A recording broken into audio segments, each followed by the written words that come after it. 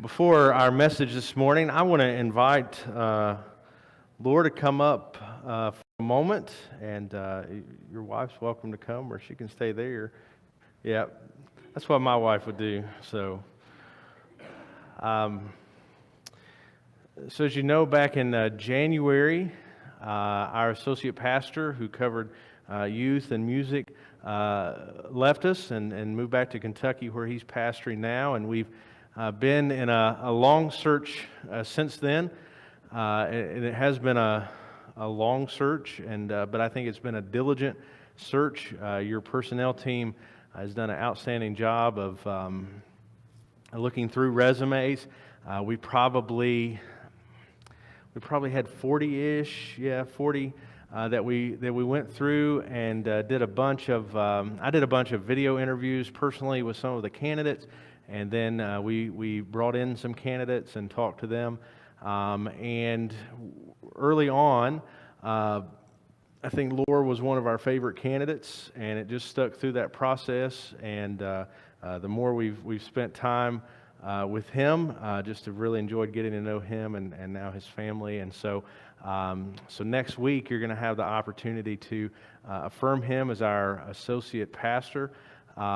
Working with our students and with our children, and so he hung out with us at the lock-in last week, and I would have loved to have just given it to him and went home, but he got to go home, and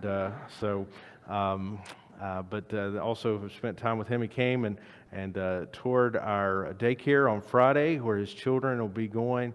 And got to show his wife some of our facilities. And luckily, Friday, it was a very appropriate time. We had a massive water leak, and so he really got to see the true us. We didn't want to sugarcoat it. This is who we are. Look at the water coming in our building. So I'm going to just give him a minute or two, and he can introduce himself and anything he wants to say, and then we'll have our sermon. So here you go. Thank you, Pastor. It's a blessing to be here with you guys this morning. My wife and I, we've been serving in ministry, youth ministry, for a little over 7 years, and we love working with students. We love building a relationship with them. I love the smell of nail polish because my wife will have the girls over and they'll, paint their nails and do all that kind of stuff. And I'm like, oh, I'm just in my room. But we love building a relationship with students and teaching them about Jesus, and so that they can go and make disciples as well.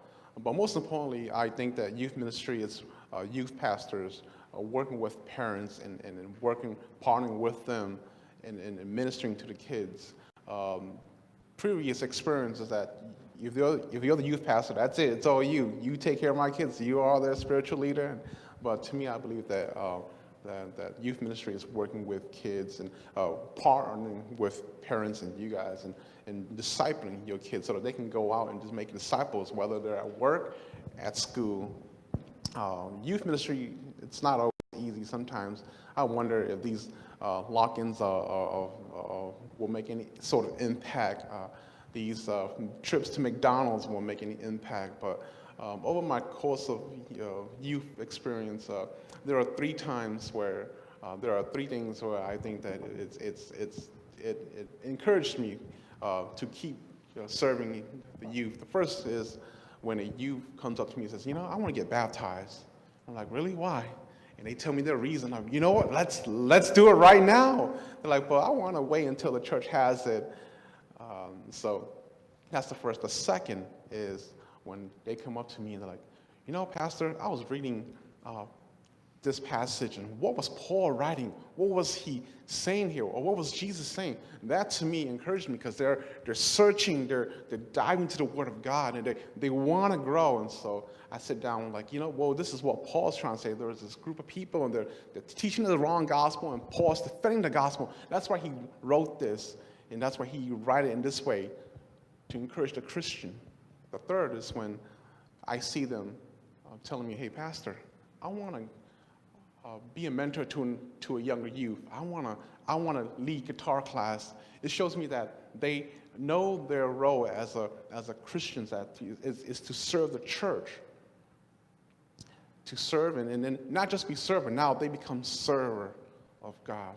And so those are the 3 times where it just encouraged me to keep going, encouraged me to keep serving the youth, loving the youth, working with parents. So I'm kind of nervous for tonight with the question time. I don't have all the answers to your questions, so I'm kind of nervous. I think I'm more nervous about that than preaching my sermon in a bit. But whatever God has for us, we don't know.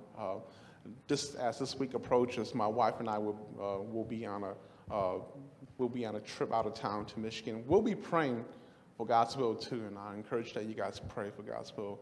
That if this is the place that God has for us, awesome.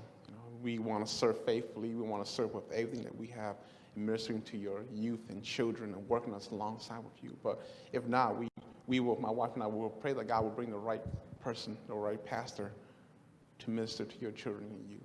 So, well, that's all I have to say. Thank you. It's a blessing. Thank you.